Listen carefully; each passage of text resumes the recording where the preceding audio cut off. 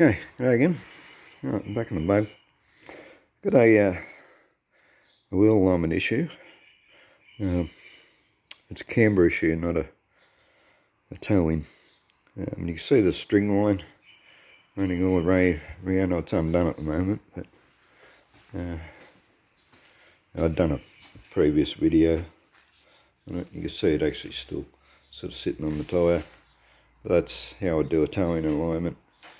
Tie a string line at the back, go all the way around all the wheels, tie it back up again the other side, get it fairly tight, and check it. Anyway, as I said, I've done a video on that.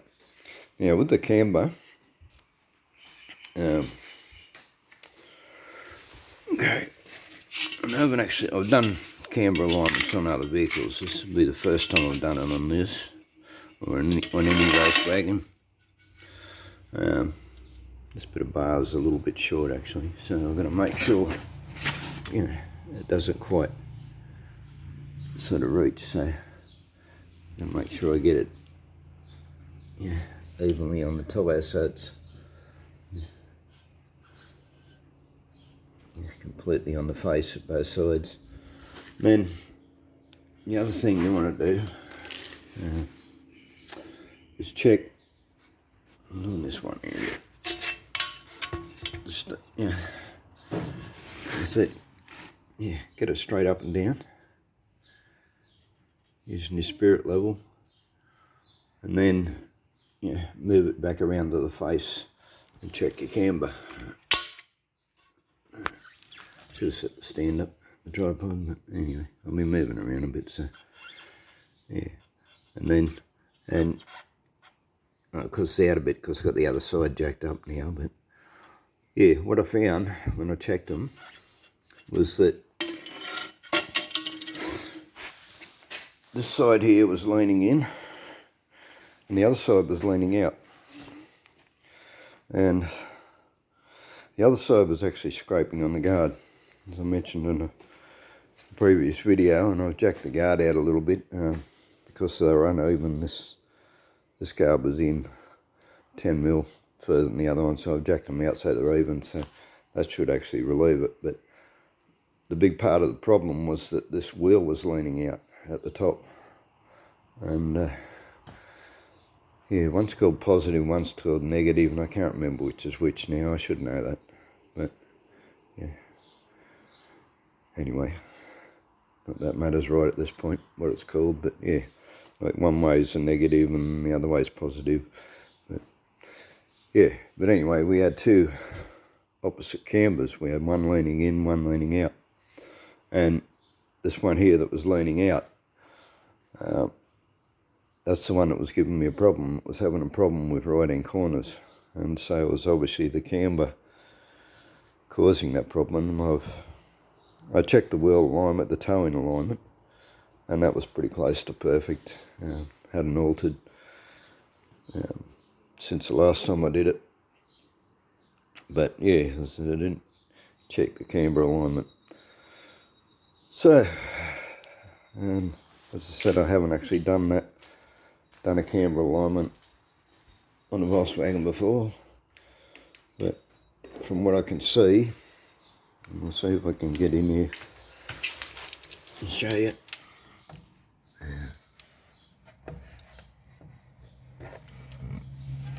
Front here, I think.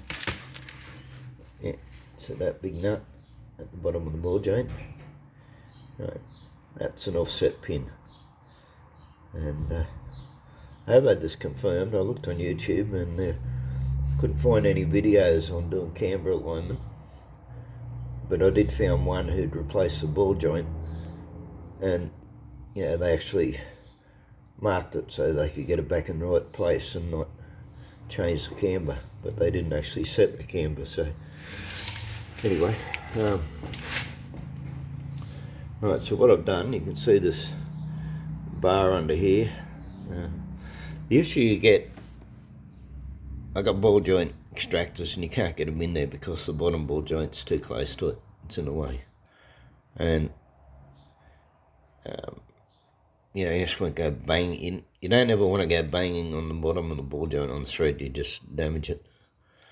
So what I've done here is I've set the stand up and I've set the jack up on the other side, run a bar in between them,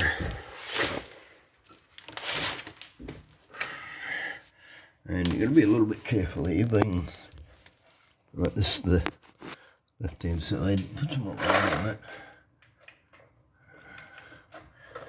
and yeah, you've got the speedo cable. So yeah, what I've done is I've undone the nut. I've only done it 3 or 4 turns, so it's about 2 mil. I've only allowed it to drop 2 mil, and yeah, I've set this bar up in here.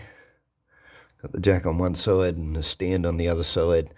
I've let the jack off the car so that the weight of the car is now on the bottom of the pin. And yeah, so I undid the nut a few turns, and I just gave it a tap just here on the end. And only gave it 2 light hits, and out it comes. So it's separated enough now so I can turn that nut and reset the camber. But yeah, as I said, if you're going to do it, be careful it doesn't go too far, because like if it were to pop right out, you'd bust your cable, you'd bust your speedo cable, and they're not cheap. So yeah, and I don't want it to come right out anyway, so there's no need for it to come out. But yeah, so that's how I've released the ball joint. Put the weight of the car on the bottom of the pin, and just gave this a couple of light hits with the hammer, and yeah, the shock releases it. So now what we've got to do now, because I can't check the camber alignment when it's jacked up here like this. Now I suppose you could probably run it off the drums, but oh no, because you want the car at right height, you still can't do it. So what I've got to do now is to go around and do the same to the other side. I've got to put the wheel back on this, let it back down, go around to the other side, take the wheel off, release the ball joint, put the wheel back on, and then when I've got both wheels on the ground and the car seating at right height, well then I can recheck the camber and readjust it, and yeah, I'll be able to do the nut up and tight. Shouldn't have to actually take the wheels off again once I get them back on. But after doing that camber adjustment, I'll then have to set my string line back up and check the towing, because there's a very good chance. See, when you're moving this in or out, it's changing your tie rod setting, your toe in. See, it's going to move it, so it's going to alter the toe in. So yeah, after you've done a camber alignment, you then have to do another toe in alignment. Anyway, hope this is helpful. And I wish I'd actually done it a few times before, because yeah, I'm only going on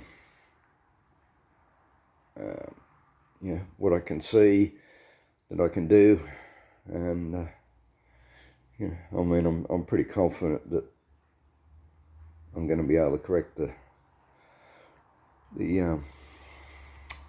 camber this way. It's about the only way you can correct it anyway. There isn't really anything else you can do to correct the camber. So yeah, all right, I hope this is helpful, and yeah, hit the like please, and we'll see you on the next one. Bye.